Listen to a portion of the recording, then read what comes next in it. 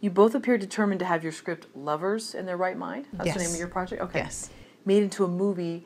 When did you go from the mindset of writers to producers? Like, what did you feel that at some point you could pitch it and someone else would make it, and then you started to realize, okay, if this is going to get made?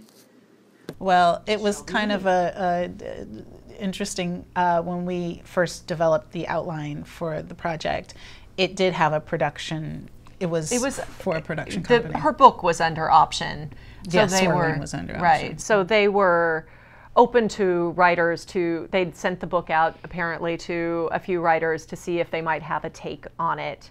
And I'm not sure that they got a great response, but Janice had said, "Can I try?" Right. And they said, "Sure."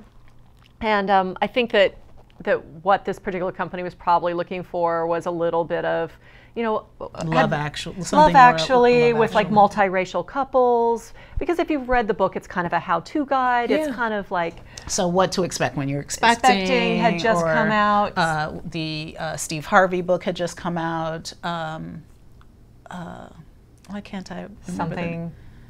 Yeah, I can't remember what it was. It was a dating book. Yeah. That was made into Women Mars. No, not Mars. Venus, why can't I think about it? Because Nika was in the second one, but it made 2 films, and so I think they were looking for something more ensemble and maybe a little broader, and a little bit more broader, and a lot more comedic. I tend to be someone who gravitates towards independent films. I'm a huge fan of drama. And so my idea was more along the lines, even though this was a little comedic, but like My Big Fat Greek Wedding, where it was one couple that was dealing with the intercultural dynamic. And, Guess Who's Coming to Dinner was also a big, like when I was thinking of films in this genre, it always dealt with one person, one couple and their relationship with their family. So they thought it was a really cool idea, but they didn't feel like they could sell it. And in the interim, Navid Nigaban and I had been dating, and he is an actor. He was on Homeland and played Abu Nazir for 2 seasons. And he said, "Well, I want to see it because you've been talking to me about this project." And like his big thing was, "Am I research for this, or what's really going on between us?" And so he, Barrington, and I, once the production company said, "Well, thanks, but no thanks," I shed a few tears, and then he said, "Well, I want to see what you guys have done." And we met at Koopa Cafe in Beverly Hills. I will never forget this. And we were all ready to kind of just like, well, we'll hear you out, but we're kind of done, because we didn't have the protection of a production company behind us. And we left there. I remember us walking to our cars because he had come and then left, and we left after him. And we were like, wait, did he just talk us into writing this screenplay and producing it ourselves? Because he really felt like there was something there. He's like, we can do this movie. This is, we can produce it ourselves. And we were just like, wait, did we just agree to do this? So we kind of became de facto producers because we wanted to see this project done. So, yeah, yes, and I don't think that we've given up yet on the idea that somebody might come in and sweep us off our feet. Although it's harder. I mean, you get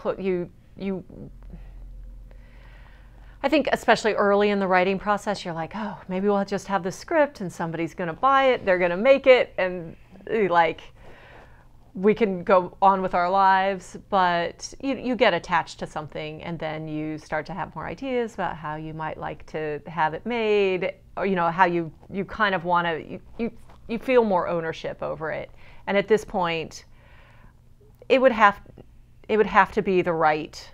I think it would have to be the right offer or the right deal. Yeah. Fortunately, again, as my representation and others, nobody seems to be jumping on the opportunity to do it instead of us. So hopefully we don't we probably won't have to make that choice. Right. We'll have to bring on a real producer, you know, more experienced producer who knows people with money. Yeah. Well, Janice, aside from you loving drama and independent film, why tackle this subject dramatically instead of using humor, which seems to be the way that people find certain things that scare the general populace? Huge drama queen. Why not do it with humor? Because I think you can say. I mean, I don't think that this is complete. You know, there's humor in this. We're kind of back and forth on whether to call it a dramedy or a straight ahead. Quirky indies kind of fall in that tonally in that.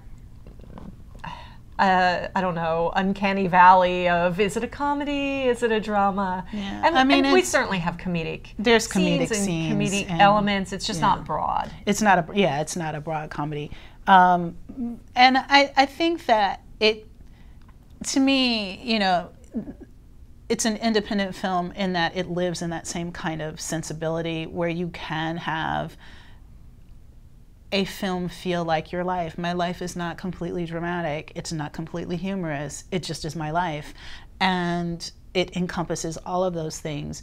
And so this film encompasses that. You know, it has some drama, it has some comedy, it has some romance, it has some sex, you know, it has some life.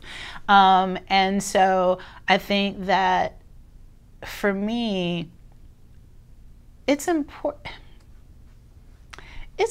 for me for this film to look like it's lived, like it's a project that lives in this time, in this space. It's really important for me that the cast looks like the people we're writing about. It's important for me for them to sound like the people that we're writing about. And so whether that be, you know, a lot of the script has Persian dialogue in it.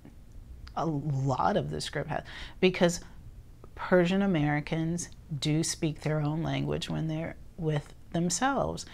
That's real to me. And that became and even in conversation, they can flow from Persian to English. And that's a part of the script because, and so a lot of my eavesdropping and listening and having friends who are Persian and having a Persian producer and people involved with this project who speak to the sensibilities that we're trying to affect, it gives the film its life. And so that, you know, that's what connects me to independent film, because these are stories that aren't highly, you know, financed. So you're getting to the core, you know, and we found that, like, we've got to cut some scenes because we can't afford to, like, go to all these different sets. And so you get to the core of it, you get to the heart of it. And not that the big budget films aren't great, but there's something connective to me about that kind of stripping down of all the stuff and the glamour and the cutesy and the whatever, and you get to the core of the story. That's kind of what I wanted to do, is just it's a good story. It's drama, comedy. It's a good story, and I think that's what's resonating with the people that read it.